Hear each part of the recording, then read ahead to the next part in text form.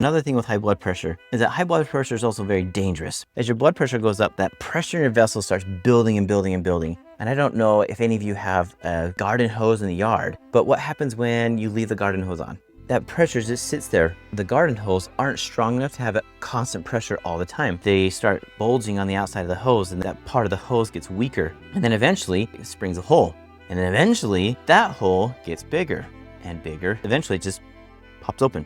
That is exactly what happens to your blood vessels. If your blood pressure stays high, there eventually is going to be a weak spot in your vessels or arteries. These little herniations in your blood vessels are called aneurysms. What happens with an aneurysm? Well, if you get an aneurysm and your pressure stays high, they can eventually pop. And like my analogy with the garden hose, once it starts springing a little leak, it's not too long before it springs a big leak. Not to mention you can have a stroke from it. Aneurysms in your head caused by high blood pressure. Getting your blood pressure under control is super, super, super important.